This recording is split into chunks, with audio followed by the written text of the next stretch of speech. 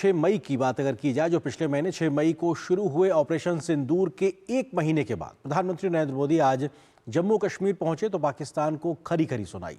PM Modi ने कहा कि पाकिस्तान ने पहलगाम में इंसानियत और कश्मीरियत पर वार किया था, लेकिन भारत के जवाब के बाद पाकिस्तान कभी अपनी शर्मनाक हार को नहीं भूल पाएगा। पीएम मोदी ने कहा कि पाकिस्तान ने वर्षों में जिन आतंकी इमारतों को बनाया था उसे भारतीय सेना ने मिनटों में ध्वस्त कर दिया। पीएम मोदी ने राज्य के विकास को लगातार तेजी से आगे बढ़ाने की प्रतिबद्धता को भी दोहराया है। आप सबसे नरेंद्र मोदी का वायदा है, मैं यहां विकास को रुकने नहीं दूंगा। यहां के नौजवानों को सपने पूरा करने से कोई भी बाधा अगर रुकावट बनती है तो उस बाधा को पहले मोदी का सामना करना पड़ेगा।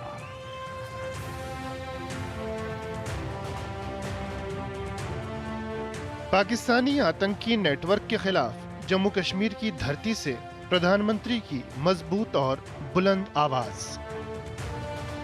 पाकिस्तान पर कटाक्ष करते हुए पीएम ने कहा कि उसने पहलगाम में इंसानियत और कश्मीरियत दोनों पर वार किया था।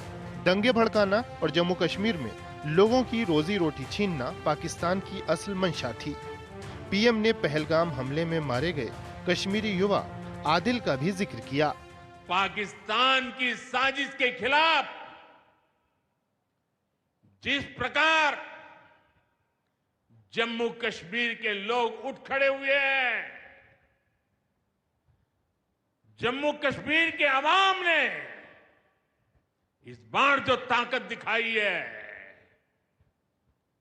ये सिर्फ पाकिस्तान नहीं, दुनिया भर की आतंकवादी मानसिकता को जम्मू कश्मीर के लोगों ने कड़ा संदेश दिया है। पीएम ने ऑपरेशन सिंदूर के तहत आतंकी ठिकानों को तबाह किए जाने की चर्चा की। पीएम ने कहा कि पाकिस्तान ने आतंक की जो इमारतें बनाई थीं, वो मिनटों में खंडहर में बदल गईं। अब पाकिस्तान कभी भी ऑपरेशन सिंदूर का नाम सुनेगा तो उसे अपनी शर्मनाक शिकस्त याद आएगी। पाकिस्तानी फौज और आतंकियों ने कभी सोचा नहीं था कि भारत पाकिस्तान में सैकड़ों किलोमीटर अंदर जाकर के आतंकवादियों पर इस तरह वार करेगा। प्रधानमंत्री ने ऑपरेशन सिंदूर के दौरान पाकिस्तान द्वारा जम्मू कश्मीर के निर्दोष नागरिकों को निशाना बनाए जाने का भी जिक्र किया। पीएम ने कहा कि पीड़ितों को केंद्र सरकार अतिरिक्त सहायता उपलब्ध कराएगी। अब केंद्र सरकार ने ये तय किया है, जिन घरों में बहुत ज्यादा नुकसान हुआ है उन्हें अब 2 लाख रुपए, और जो घर आंशिक रूप से क्षतिग्रस्त हुए उन्हें 1 लाख रुपए की सहायता अलग से दी जाएगी। जम्मू कश्मीर को मां भारती का मुकुट बताते हुए पीएम ने इसके विकास के लिए लगातार कदम उठाने की बात कही। पीएम ने वंचितों के विकास के लिए केंद्र सरकार के प्रयास तो गिनाए ही, उनसे जमीन पर आ रहे बदलावों का भी जिक्र किया। Bureau report, DD news. प्रधानमंत्री नरेंद्र मोदी ने आज जम्मू कश्मीर दौरे पर 46,000 करोड़ रुपए से अधिक की लागत वाली कई विकास परियोजनाओं का शिलान्यास, उद्घाटन और राष्ट्र को समर्पित किया। प्रधानमंत्री नरेंद्र मोदी ने उधमपुर, श्रीनगर, बारामूला रेल लिंक परियोजना को भी राष्ट्र को आज समर्पित किया। इन परियोजनाओं से यातायात की भीड़ कम होगी और यात्रियों के सुचारू यातायात में सुधार होगा। प्रधानमंत्री ने कटरा में 350 करोड़ रुपए से अधिक की लागत वाले Shri Mata Vaishno Devi institute of medical excellence की आधारशिला भी रखी। यह रियासी जिले का पहला मेडिकल कॉलेज होगा जो इस क्षेत्र में स्वास्थ्य सेवा के बुनियादी ढांचे में महत्वपूर्ण योगदान देगा।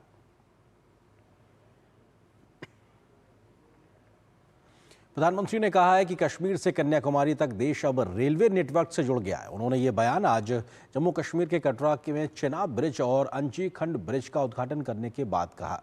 उन्होंने कहा कि ये विकास परियोजना जम्मू कश्मीर की प्रगति को नई गति प्रदान करेंगे। उन्होंने जम्मू कश्मीर को भारत का मुकुट रत्न बताया और कहा कि चेनाब और अंजी ब्रिज जम्मू कश्मीर के लिए समृद्धि के प्रवेश द्वार के रूप में काम करते नजर आएंगे।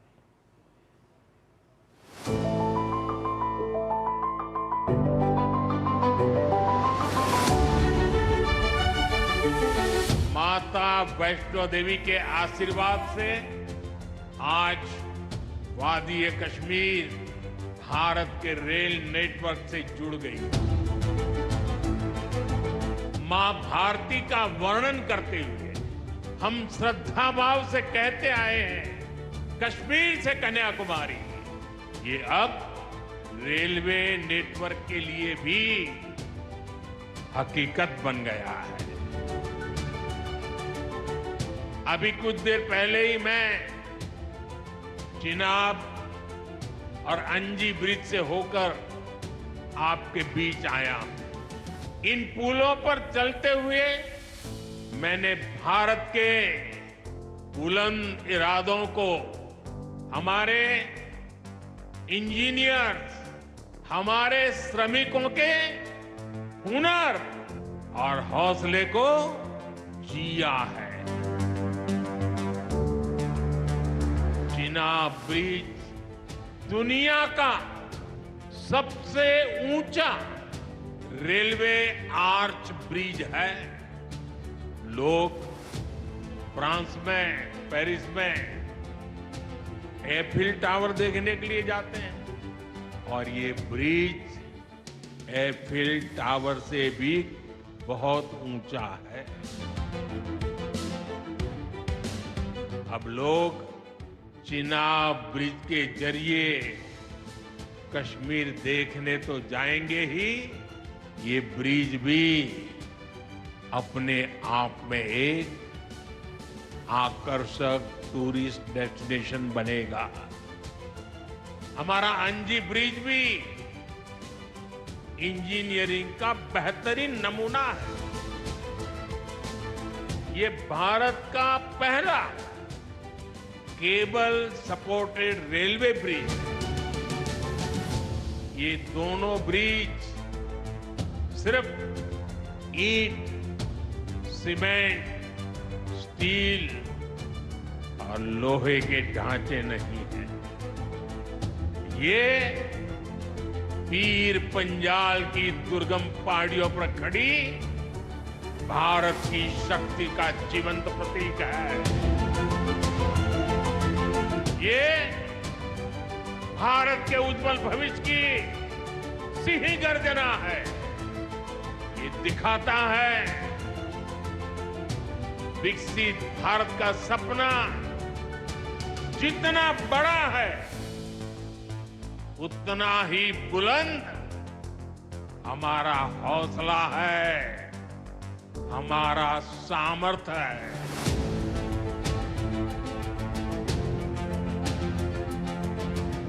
और ये भी हकीकत है, जितने अच्छे काम है ना वो मेरे लिए ही बाकी रहे। ये हमारी सरकार का सौभाग्य है कि इस प्रोजेक्ट ने हमारे कार्यकाल में गति पकड़ी और हमने इसे पूरा करके दिखाया। ये प्रोजेक्ट पूरा करना मुश्किल था, चुनौतीपूर्ण था, लेकिन हमारी सरकार ने चुनौती को ही चुनौती देने का रास्ता चुना है।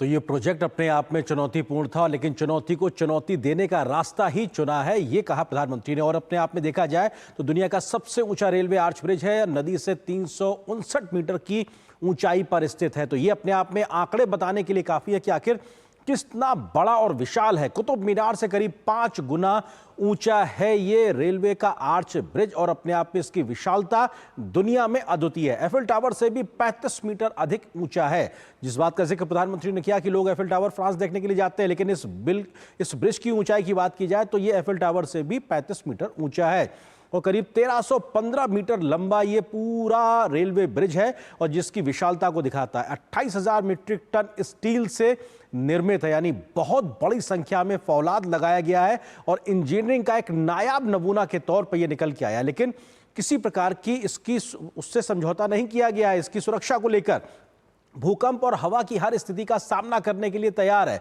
सिस्मिक जोन 5 के तहत यानी रिक्टर स्केल पर 8 का अगर भूकंप आता तो वो भी इसको झेल लेगा। इसके अलावा 260 किलोमीटर से भी ज्यादा प्रति घंटे की रफ्तार से अगर हवाएं चलेंगी तो भी इसका कुछ नहीं बिगड़ेगा और ये 100 साल से ज्यादा समय के लिए एक तरीके से बनाया गया। श्रीनगर से कटरा आने लगेंगे में सिर्फ 3 घंटे का समय लगेगा, जो कि अभी 7, 8 या 10 घंटे तक लग जाता है अगर आप सड़क मार्ग से जाते हैं। तो ऐसे में महज 3 घंटे में कटरा से श्रीनगर तक की दूरी पहुंचेगी। तो ये अपने आप में दिखाता है कि कितना भव्य विशाल इंजीनियरिंग का नमूना जो नए भारत की नई पहचान के तौर पर निकल के आया।